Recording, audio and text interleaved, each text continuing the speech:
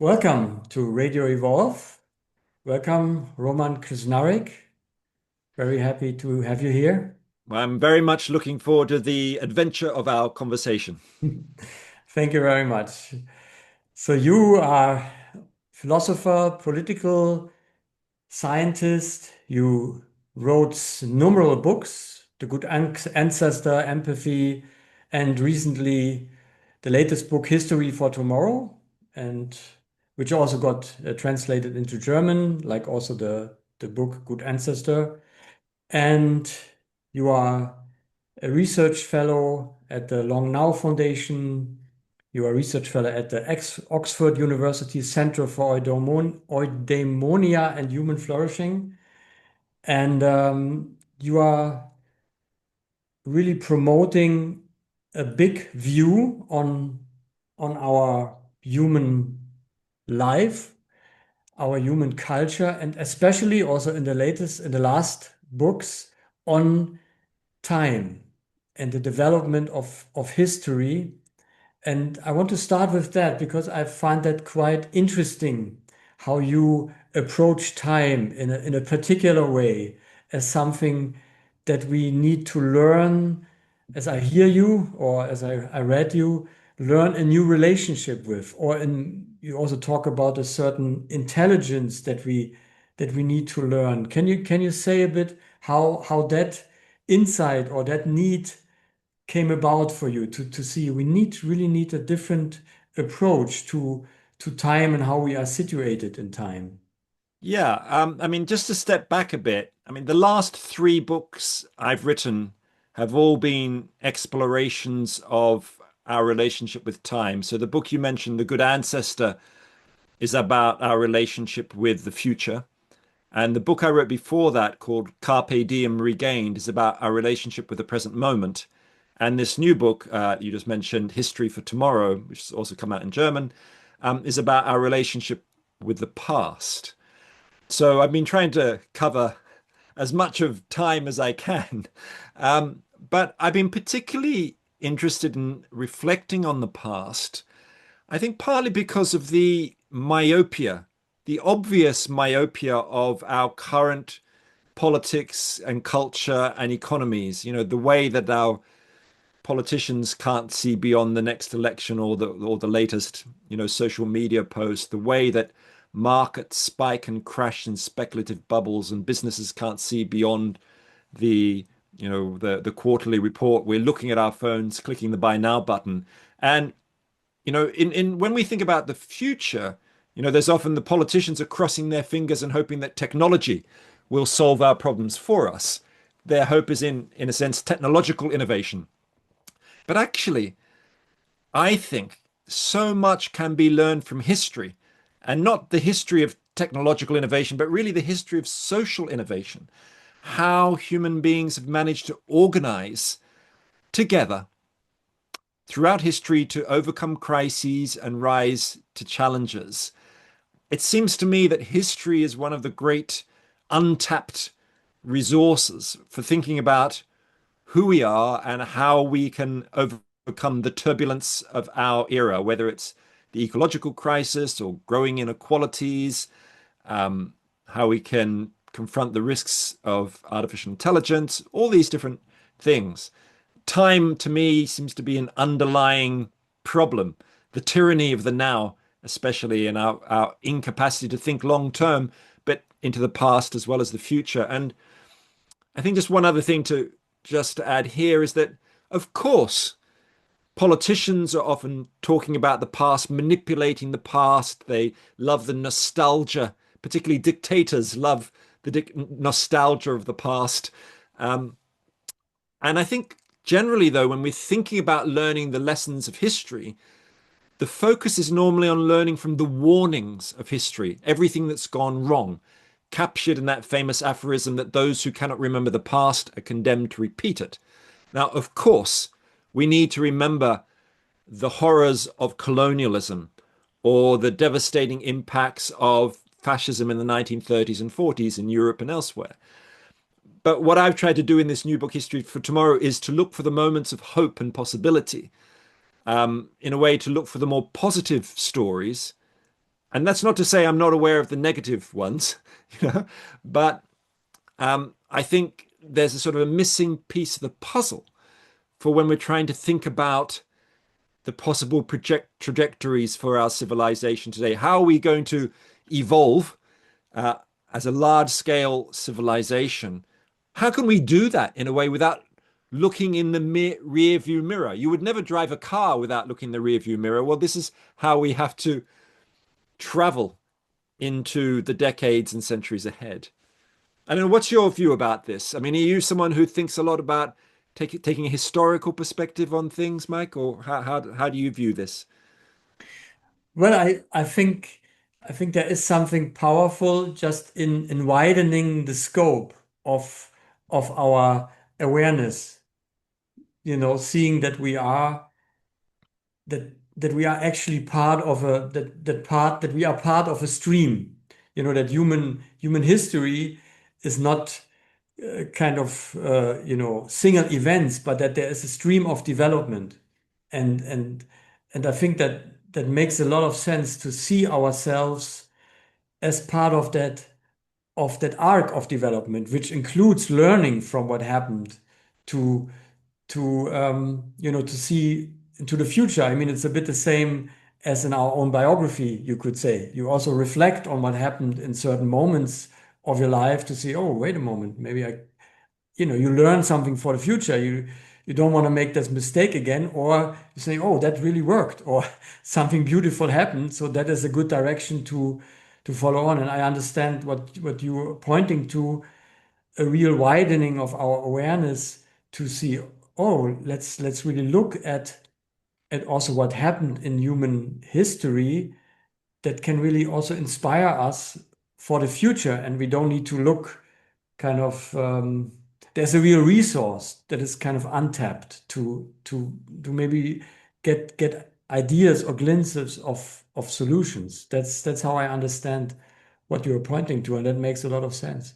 Yeah, and I think actually talking about it in a sense of an expansion of awareness is a very nice way of putting it, because I think often when we're thinking about expanding awareness, we think about expanding it through space, as across space, like you're meditating, you're sitting on the cushion, let's say, and you're trying to, in a way, feel the suffering of the world, and that is a potential motivation to get you off the meditation cushion and into action, in a sense. But I think we also need to think about expanding our awareness through time, as you say, and also not just on the individual level, but collectively. Who have we been? When have we managed to confront problems and challenges? Is there anything to learn from the past for dealing with the crisis that we have today? And of course, I think there is. I've spent the last 4 years trying to find examples of this. Mhm. Can you maybe highlight maybe one example that you felt? I mean, you did a really deep research into that. Is there one example? Probably there are a few that really was something like an eye opener for you to say, oh, wait a moment, there is really something to really look deeply into to understand where we are and where we might Yeah, I mean, go. there are so many examples which, I've spent the last 30 years trying to think about how do we create a civilization that bends rather than breaks in the face of the challenges that are coming our way or that are already here. And I was amazed when researching this book how many things I'd never really heard of or I didn't know about. I mean, just to give you one small example, one of the topics of the book is about tolerance. I mean, how do we create societies that can deal with deep social divides? We know, of course, across Europe and many other countries, there are huge divisions around issues on immigration, let's say. Um, and you can go through history and recognize that although there have been moments of great clashes between different peoples, there have also been moments of cooperation and empathy and tolerance. So, one example that I explored in detail in the book actually is in Spain in between about the 9th and 13th centuries, the period known as the convivencia, or the living together or coexistence, when the south of today's Spain was ruled by an Islamic kingdom, Al Andalus, or a series of kingdoms, where the historical evidence shows that actually Muslims, Jews, and Christians managed to get on and create a reasonable culture of tolerance that lasted several hundred years. This is not utopia, of course. There were everyday tensions and occasional outbreaks of violence, but by and large, cities like Cordoba in the south of Spain in the 11th century had about 500,000 people living in it. And it was basically a place of reasonable tolerance where if you were a Jew, for example, you wouldn't want to live in many other parts of Europe, but they went to the south of Spain. Um, and in the marketplaces of Cordoba, Muslims and Jews might play a game of chess, or Christians and Muslims might play music together, or people mix together in the marketplaces. And I think it's a really wonderful example, and there are many others, but this particularly good one of how historically we have managed to get on together. And I think we're in an era today of almost a culture where we think there's an inevitable clash of civilizations, that we can't all live together in the cities of Europe or other places. We need to put up barriers and frontiers. And actually, we can look at history and think, well, how is it that other cultures and other epochs managed to do this? I find that very inspiring. And also on this same subject, um, just jumping to a slightly different example, was when I started researching the coffee houses that emerged in many European cities in the late 18th century, late 17th century, early 18th century, in Paris, in Heidelberg, in London, where in London in the year 1700 there were over 2,000 coffee houses, and this is an institution which had come from Turkey.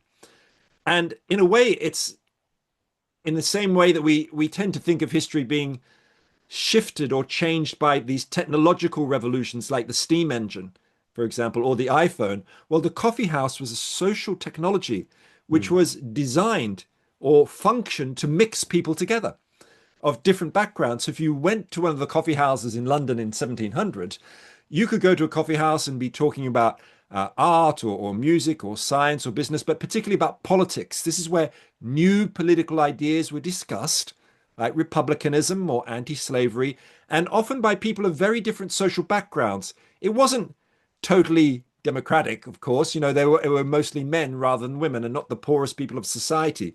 But they were kind of like miniature universities in a way, where you could sit on a cup of coffee all day, or in fact, a bowl of coffee, because at that time they didn't have handles, and you would, in a way, be a citizen. And that's why, of course, the great German political theorist Jürgen Habermas, he wrote his doctoral thesis about the coffee houses of London, because Mm. he saw that this was the beginning of democracy in a way. And I think it's a message for today about the importance of the power of conversation to overcome divides. How do we create conversations between the the people on the right and the left, or people who have lived 7 generations in one small town, and migrants who've come in? And I think, again, history, let me say one more thing here, and this is a sort of more general point, is I'm not saying that history is a perfect blueprint with perfect models for the past that we can take from one period of history and we can just fit onto the present. But it's really about opening our imaginations to help us recognize that there are other ways of doing things, of organizing our societies or our economies or our politics. Mm. And you also, as I hear you, and also in the book, you you said social innovation. There are this kind of movements or possibilities of social innovation, which is also a different way of looking into history, and not like the kind of the big events or the kind of things that are more happen on the level of the the politicians and the politics, but more where people also somehow innovated a different way of being together Yeah, in the kind of a more, could say, coming from more from the intuition, or a kind of sense of what is a good way to live of the people, and not so much of institutions or politicians.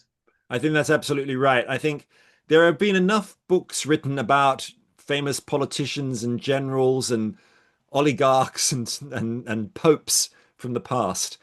And since the end of the Second World War, really, there's been a revival or a flowering of the idea of history from below, that we should be telling the stories of everyday citizens. But it's still taking a long time to filter into our culture.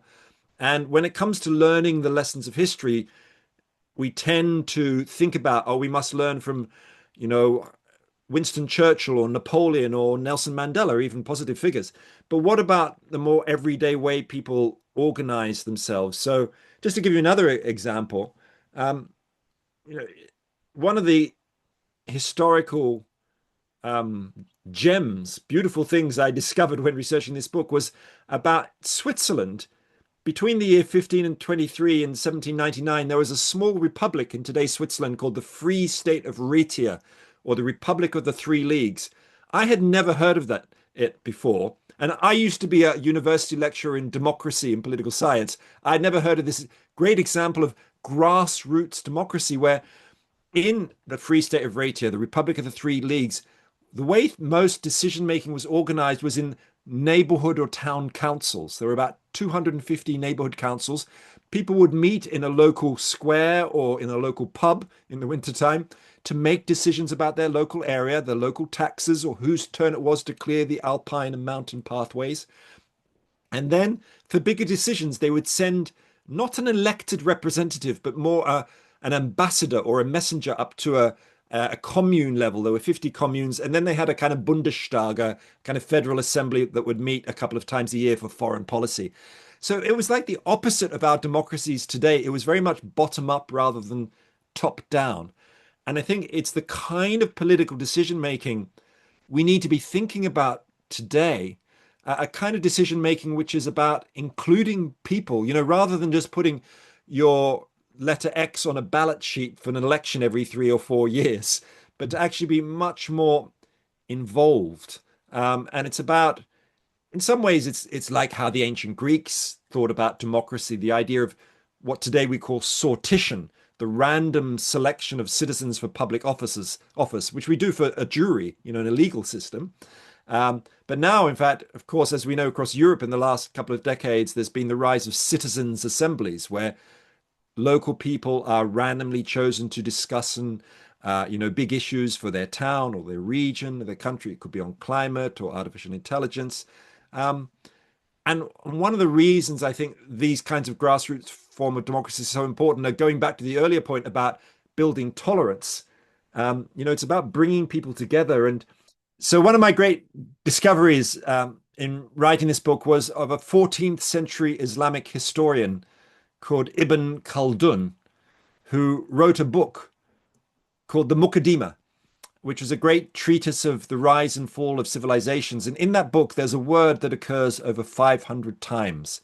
And the word is an Arabic word, as-sabiyya, as-sabiyya. And what it means is collective solidarity or group feeling. And he believed that if we could expand asabiyya, that's what makes civilizations thrive. And when it gets asabiyya is broken by, for example, wealth inequality in a society, then civilizations fail. So I'm very interested in these examples which are about bringing people together and building asabiyya, building tolerance. And I would say that Ibn Khaldun, this 14th century historian, he was interested in creating this solidarity between human beings.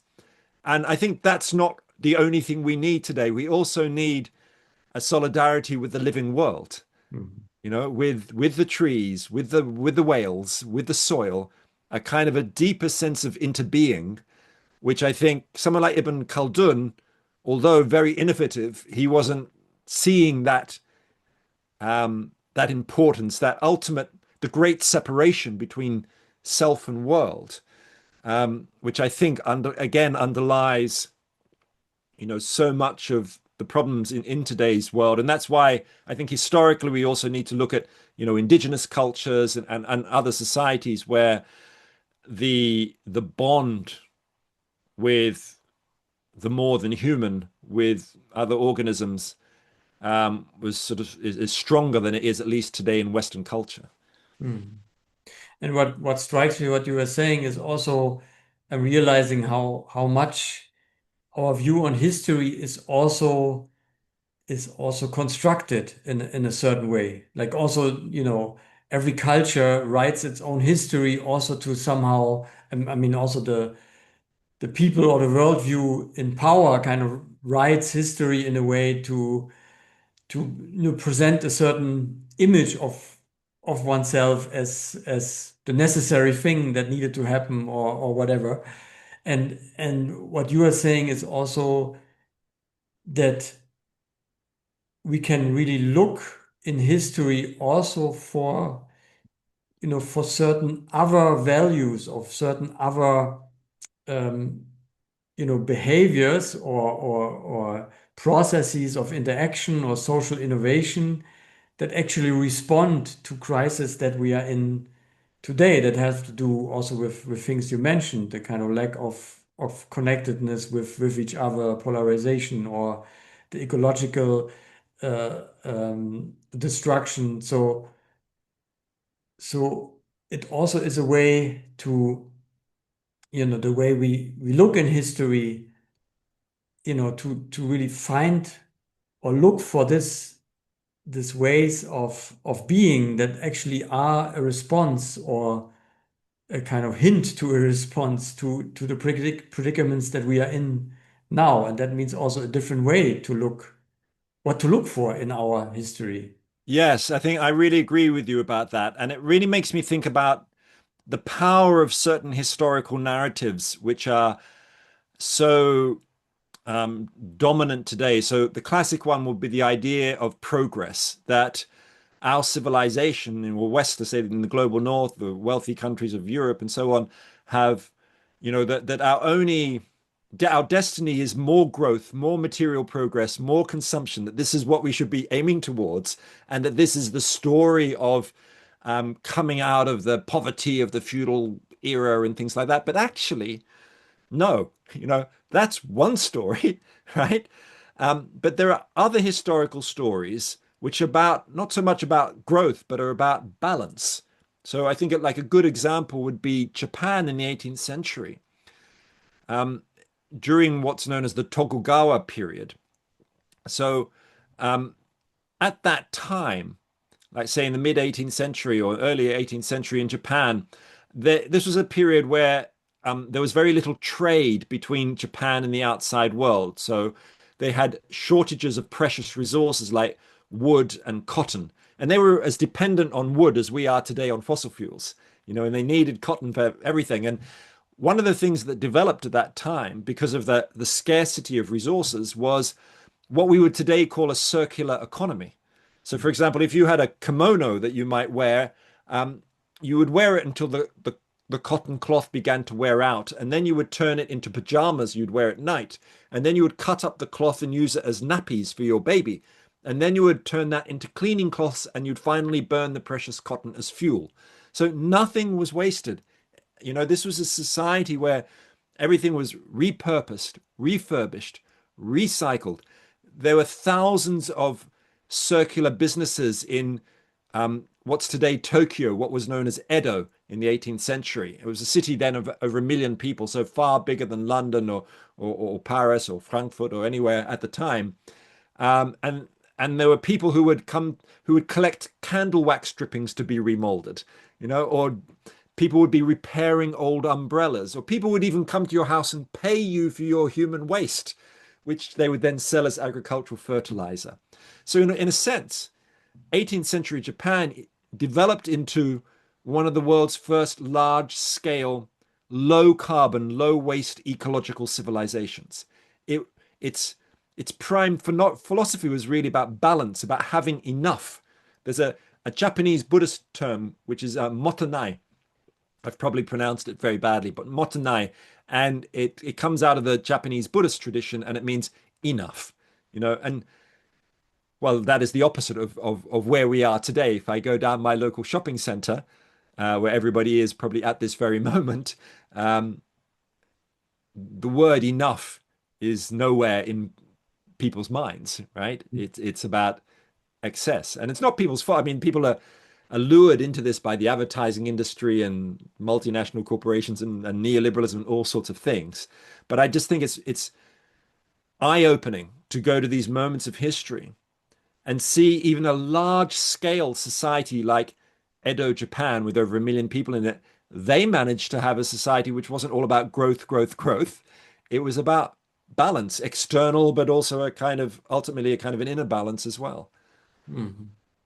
Yeah, it's great. Also, I experience it myself. Also, hearing you bring these examples, how it really widens the imagination. Also, the inner space of possibilities. Because there's also you thought about the tyranny of the now, but there's also a kind of a tyranny of the status quo, or a certain way of doing society, of doing economy, of doing politics. That where you kind of are, you know, you are so kind of can be so limited to, what how it has been and how it is, that the real a real space to acknowledge, oh, it could be really different. It can be really different and it can work differently. And I experience also when you bring these examples, how they widen, how they loosen that frame of of Yeah, how things that's a are. nice way to put it. It's a sort of loosening the frame. And one of the frustrations of writing this book is there are so many other examples I wanted to bring in. So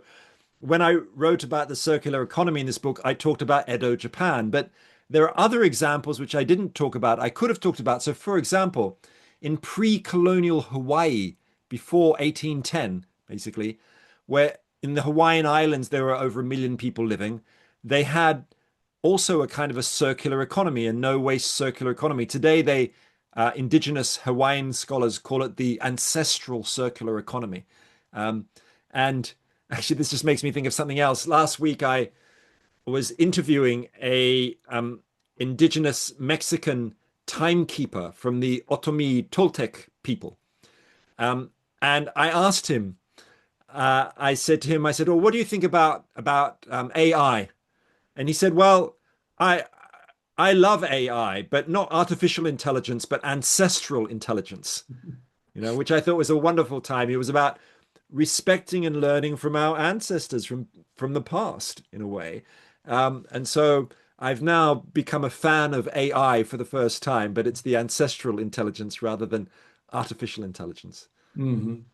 Yeah, and this also connects to your former book about becoming a good ancestor, which is also part of that widening of the time awareness to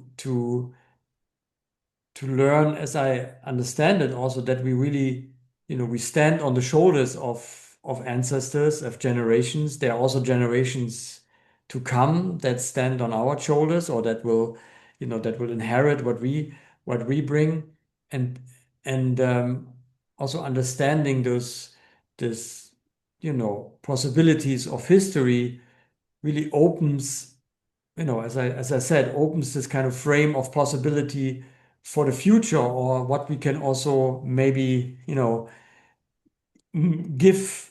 give on to the future generation as possibilities you know, to explore and to create culture in a different way. And you also speak in relation to the future, also what something you call radical hope, a kind of different way of hoping. Can you say a bit more how you draw hope from that from that inquiry into this positive examples in the past? Yeah, I think it's certainly easy enough to look at the past and come out feeling very unhopeful. You know, civilizations rise, but they all fall. And I'm not very hopeful in a sense about the prospects for our own civilization, in the sense that you just have to look at what's been happening at the COP30 climate negotiations in Belém in Brazil. There's many positive things, but also things are really not going nearly in the direction that they should be going. Um, and, I like to draw a distinction between optimism and hope, a distinction which works in some languages and not others, but at least in English, optimism one tends to think of as a kind of a glass half full attitude that everything will be okay in spite of the evidence.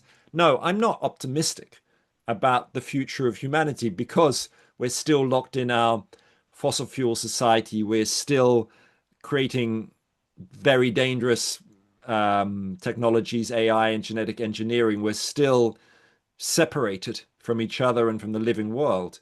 But so that's optimism, glass half full. But by hope, I'm hopeful. What do I mean by hope? Actually, by hope, I mean being committed to the values and the vision that you have, even when the odds are against you, even when the chances of success may not be great. You know, I look at the world and think, well, how are we gonna beat Shell and ExxonMobil and the oil companies and all of these Elon Musk and Mark Zuckerberg? Well, they're the ones with the power, but I look through history and see incredible examples of change. Some of the ones we've spoken about, but also movements which have emerged to challenge those in power. Think of the great revolts against slavery on slave plantations in the Caribbean, in Jamaica, for example, in 1831, which accelerated the end of enslavement, or the movement against Indian independence. Those who fought against the British Empire in the 20th century, or first half of the 20th century in India, must have thought this is an impossible task. We are never going to overthrow this huge authoritarian colonial power. And yet they just kept going. And in the end, they did. Um, and that was a kind of a victory for hope. But I think we also need another word in front of hope, which is a kind of radical hope. Radical, the word radical comes from the Latin for the roots of a tree. And I think that's about being rooted in your values. And we need a kind of a hope with the sleeves rolled up, our sleeves rolled up, as my wife sometimes says. It's a kind of a hope full of action, hopium, which is hope without action. We need hope with action. But I think action takes many forms. I think, yes, we need people being disruptive and on the streets and social movements, but we also need the people sitting on the meditation cushions and being powerhouses for peace. We need people who are creating art. We need, people who are making music that brings people together, trying to create that asabiya, that solidarity, collective feeling that we need. Because when it comes to it, when a society's in trouble, you need to come together. This was the lesson of the San Francisco earthquake of 1906, for example, which has been written about brilliantly by Rebecca Solnit in her book, which one is it? A Paradise Built in Hell, I think, where she talks about how after the San Francisco earthquake in 1906, the government tried to come to people's aid. They were pretty hopeless, but the local people set up soup kitchens, temporary housing, all sorts of things, which enabled people literally to survive in the aftermath of the earthquake. And we need a bit of that. We need to be ready for that. Mm. And what you're saying also makes me think about you could say, the relationship between time and this time, you know, trajectory and the timeless in a certain way, because it seems also some of the values you are talking about, like also the solidarity or tolerance or even being in harmony with nature or with the living world.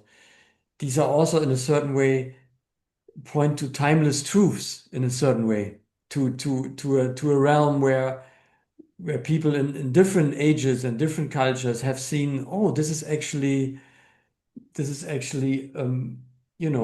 truth, like the true, the good, the beautiful. This is actually something that is appropriate for human life on this earth. And also, as you were also speaking about radical hope, to keep to these values as a kind of root, keeps also somehow, I can see a deep can lead to a deep trust and resilience also in the face of of this up and downs of history and backlashes and all kinds of things that happen. Yeah, that's fascinating, actually. I mean, I think in a sense, this touches on topics of the philosophy of time, and in a way, the history of time and timekeeping. Because, of course, in Western cultures, we are the inheritors of a linear conception of mechanical clock time, which emerged with the first mechanical clocks in Europe and particularly Italy in the 14th century, where we started slicing time up into little pieces, first into sections of an hour. But by 1700, most clocks had minute hands. By 1800, they had second hands. The clock became the key machine of the Industrial Revolution, speeding up the assembly line, getting people to clock in and clock out, and fining workers who were, turning up late, and this kind of thing. So there's a conception of linear time, the arrow of time, which goes from the past through the present into the future, which is very much tied to, I think, the ideology of progress and growth and those things we were talking about earlier. And I think one way to contrast it with a sort of, as you talked about, a kind of more kind of infinite, eternal sort of sense of time, a timelessness that transcends um, these sliced up little moments. But in another sense, I think, as well as timelessness, we can also draw on concepts of timefulness. And by timefulness, I mean recognizing that many cultures have, in a sense, been surrounded by cycles of time, cyclical forms of time. Again, indigenous cultures will often have this idea that time doesn't just go in one direction from the past through the present through the future, but it cycles round and round. And those cycles are linked, of course, to cosmological cycles of sun and moon and stars, the turn of the earth, the tides, all these kinds of things. And that our task, in a sense, one might say, is to recover that timefulness, to immerse ourselves in the wild clocks of the cosmos, which we've lost touch with, particularly in Western culture. So in a way, we need more time, but of a different kind, right? Mm. Um, and that can. This is also about helping us transcend that gap between ourselves and the living world to reconnect with cyclical forms of time that you might find in on the island of Bali or in Otomi Toltec culture in Mexico today, Mayan culture, where I've spent a lot of time doing research in Guatemala. Those kinds of times, but on some sense, the cyclical forms of time are eternal. They are about recognizing a kind of a balance and a harmony. Which of course is where ultimately we need to get to, because only in balance can we survive over the long term, both as a species, but as a on this one unique fragile planet. Mm. Yeah, and also makes me thinking about the time frames that we also try to envision, because there seems to be also a kind of, you know, a kind of, how you say, awakening or struggling with, there was a certain idea of a kind of possibility of an ecological social transformation that might happen, you know, in 10, 20, 30 years or something like that. And people working towards that. But with what is happening today in many areas, seeing, oh, wait a moment, it's kind of going the other way in many ways, or there's a kind of backlash, you could say, or not really responding in an appropriate way to the crisis we are in. So maybe also a kind of need to widen the time frame in which we see also this kind of developments, or how also to culture for a culture to really change, that this is also a deep process that needs maybe more time. Yeah, I think a lot of this is about expanding our time frames, our time horizons. I mean, I like to make a distinction between the marshmallow brain and the acorn brain that we have in our neuroanatomy. A marshmallow brain, which, I mean, that's the part of our neuroanatomy which is all about short-term thinking, instant rewards, immediate gratification. I call it the marshmallow brain, named after a famous psychology test of the 1960s where children had a marshmallow put in front of them. And if they could resist eating the marshmallow for 15 minutes, they were rewarded with a second marshmallow. And most kids couldn't resist and they ate the snack. But that's not the only part of our neuroanatomy. We also have what I think of as the acorn brain, which lives in our dorsolateral prefrontal cortex, front of the brain, which is all about long-term thinking and planning and strategizing. It's that wider view. And of course, I call it the acorn brain because, we put, almost every society, every culture has some kind of stories or spiritual traditions about planting a seed where the beneficiaries of the shade of the tree will be future generations. And I'm holding up here a little acorn, which I keep on my desk always. This acorn, in fact, is a very special one. It comes from the Buddhist monastery in southern France, Plum Village, and in fact, from just outside the hut where the great Vietnamese Zen monk Thich Nhat Hanh spent much of his life. And the acorn is from there. And for me, it's that ultimate symbol of that longer view.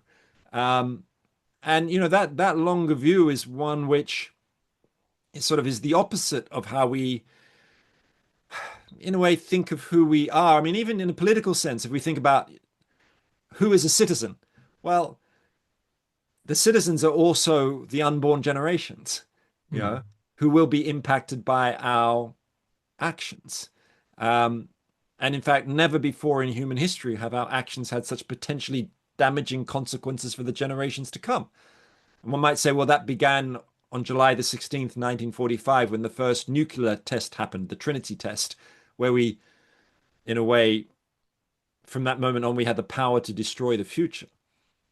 But of course, we've expanded that, not just by more nuclear weapons, um, but with, the impacts of the ecological crisis and technological risks. So I think there's a kind of paradoxical urgency.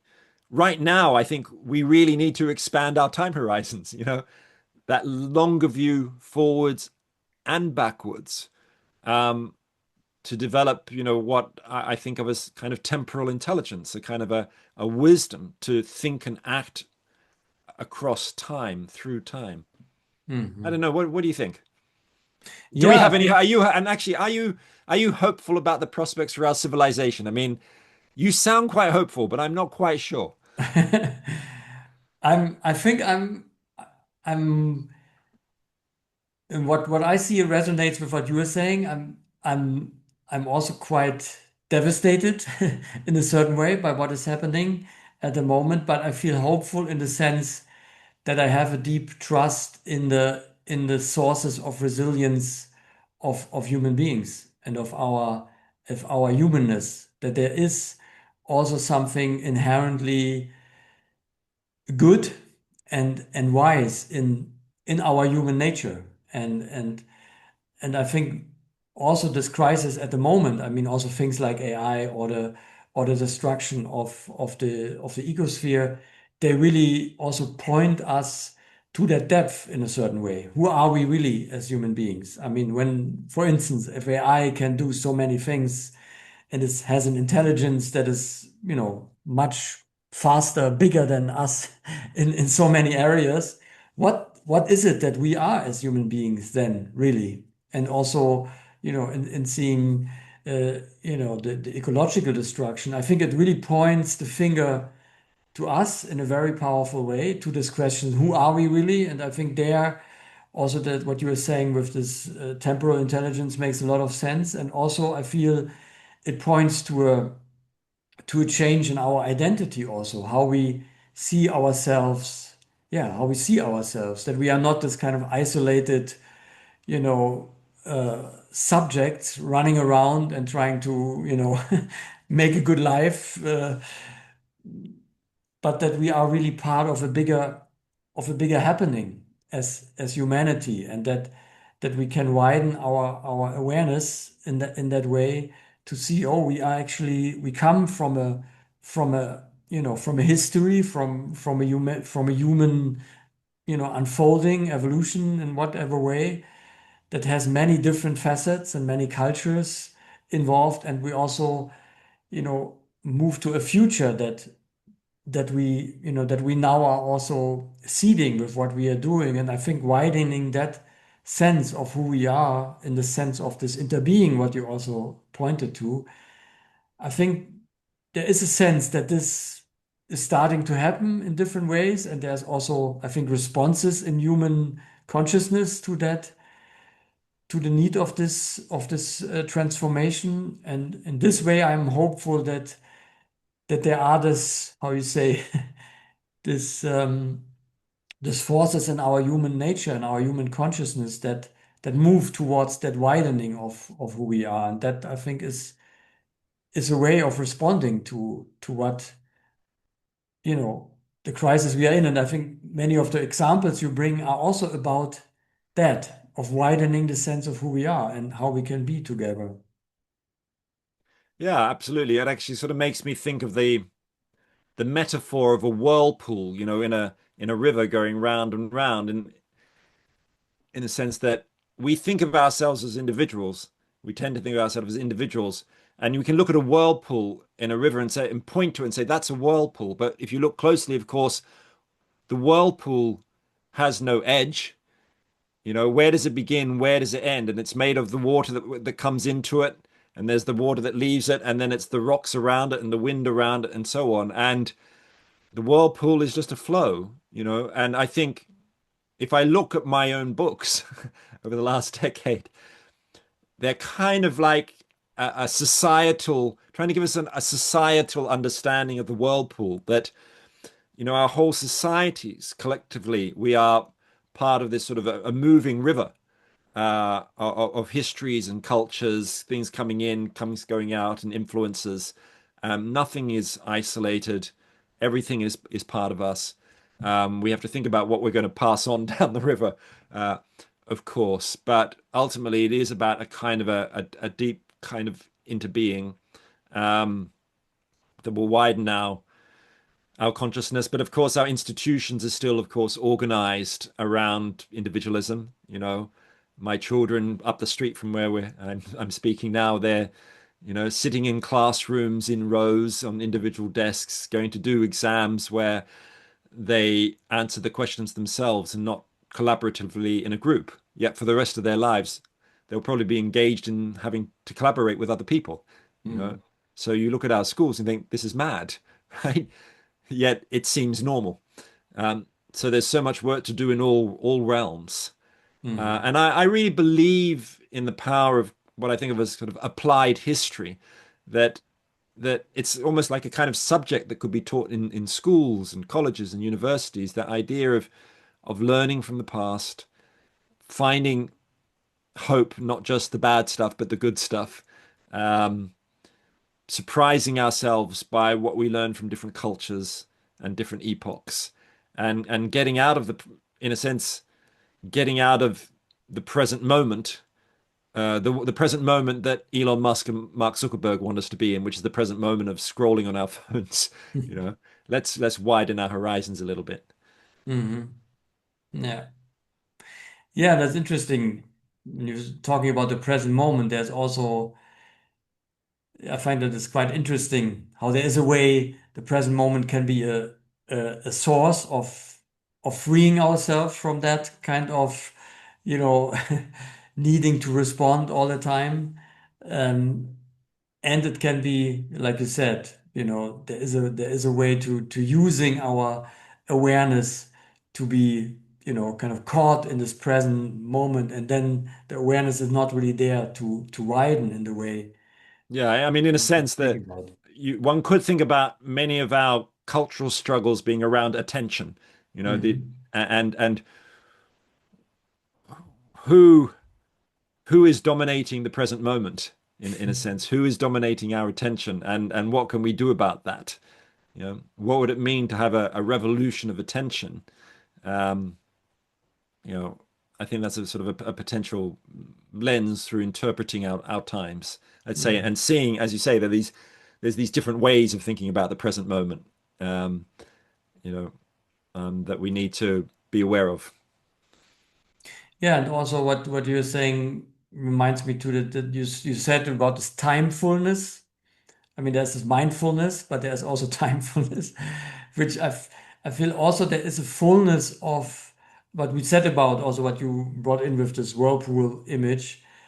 It's also, a lot of the need for change or transformation is also set as kind of somehow we need to respond to the crises and which is true, but there's also a fullness that we can tap into in terms of seeing us as part of a much bigger horizon of time and of unfolding, like the kind of depth of consciousness and wisdom we can inherit from ancestors and from what came before us, and the kind of also joy to be able to give something on to future generations. It's not just a kind of obligation, but it's also a certain way it really lights our life up when it's not just for us in a way. And I think that's also something that you're pointing to, that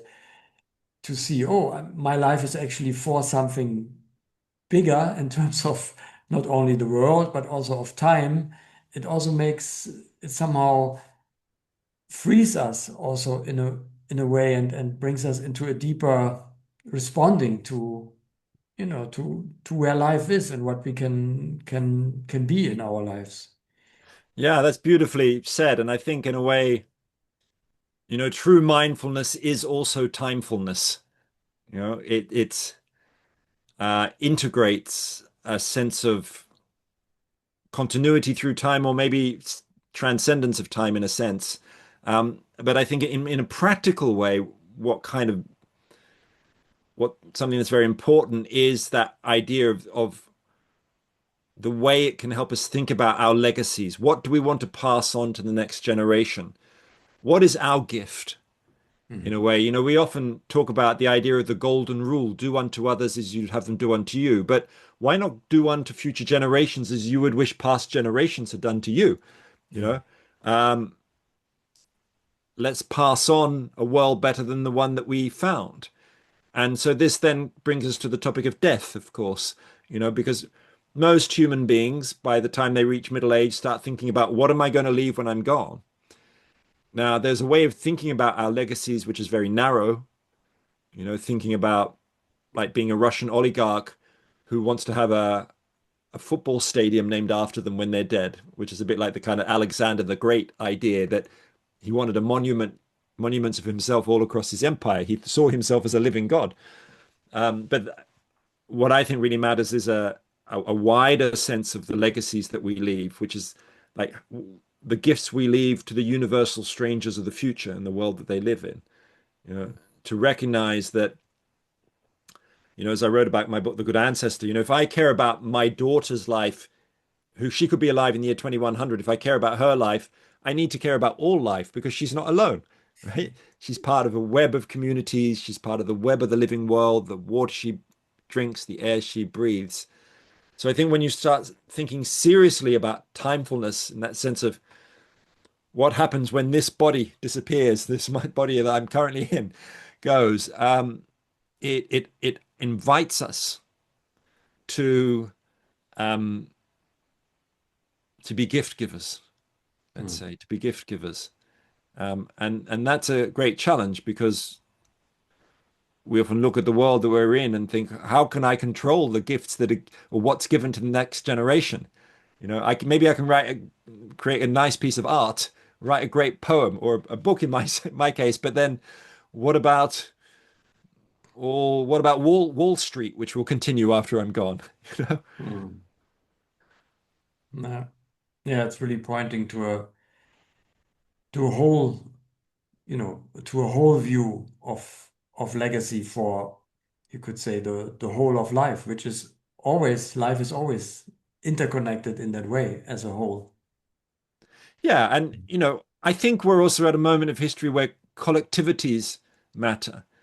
That we have inherited from the 20th century a hyper individualism Yeah. from Sigmund Freud, from Oprah Winfrey, from the self-help industry. And sometimes that gets captured and hijacked. Even there are certain forms of kind of corporate mindfulness, which is all Mm. about, okay, how can we make our workers more calmer and less anxious so that they can work harder and make us more money. You know, I remember once talking to the great French Buddhist monk Matthieu Ricard, and he said, "Well, you could even have a mindful sniper who is so." Um, focused on the present moment. All they're thinking about is, I'm going to very calmly kill that person in front of me. Um, Mm. and we need to move ourselves from that individualistic culture into a more one based on collective values, I think. I can't see how we can navigate our way through the turbulence of the 21st century without a bigger sense of we than the sense of me. I mean, it's so kind of obvious to say that, but there's a great British filmmaker called Adam Curtis who created a brilliant documentary which anybody can probably find on YouTube called "The Century of the Self," Mm. which talks about the way the individual became the center of politics and culture in the 20th century. And it, in a way, is asking us to say, okay, what aspects of my life have I inherited from that culture? Because I probably Mm. have. Are there any of them that I can let go of? And in a way, what can I do with other people? I remember once hearing the great uh, American environmental campaigner Bill McKibben being interviewed, and someone said to him, Bill, what should I do as an individual, to change the world? And he said, well, the first thing you can do is be less of an individual. And I thought that was a great answer. He said, do something with other people. It doesn't matter what it is. Mm. Uh, and in a way, that circles us back to the topic of asabiya, because Yeah. I think ultimately, as I kind of said before, not everybody needs to be a radical protester or a politician or a religious leader or whatever it is. But if we can orientate ourselves to doing things with other people, whether it's working with other parents from your local school to put solar panels on the roof or helping to run a local street market, um, it doesn't matter what it is on some Mm. fundamental level, because the the task, let's say the existential task, is the opposite of what Jean-Paul Sartre said, which was kind of, what choices should I make? It's really about what choices should we make Mm. together. Mm. I think that's where we are. The more choices we can make together, the greater chance we have of bending, not breaking as a civilization. Mm. Yeah, and that really points also to a certain, deep, deep value and source of hope that there is something in human beings that we can do that we can actually do that. Yeah, absolutely. This is one thing we're really good at, is actually cooperating together. Hmm. You only have to pick up a book, for example, like the great book Mutual Aid by the anarchist prince, the Russian anarchist prince Peter Kropotkin, that he wrote in 1902, which was a kind of a challenge to the Darwinian idea of survival of the fittest. It was about, we're a cooperative species, and so are lots of other species too, bees and ants and chimpanzees and so on. Um, and we need to rediscover our our cooperative selves in our social, political, economic organizations. But in a sense, on a deeper level, it comes from that sense of being a whirlpool, being able to feel some kind of transcendence in Hmm. a sense, and to know that my well-being is our well-being, and that the trees outside my garden are providing the oxygen that I breathe, and so those are my external lungs. So let's go together Hmm. in this struggle. Yeah. Thank you very much, Roman, for that beautiful conversation. Well, it's been a real pleasure and privilege. I really enjoyed it. It has got my brain um, suitably buzzing. And, I used to work for many years with a historian called Theodore Zeldin, who used to say that a satisfying conversation is one that makes you say what you have never said before. And I Hmm. said things I hadn't said before. So thank you for that. Great. Thank you very much. Bye bye.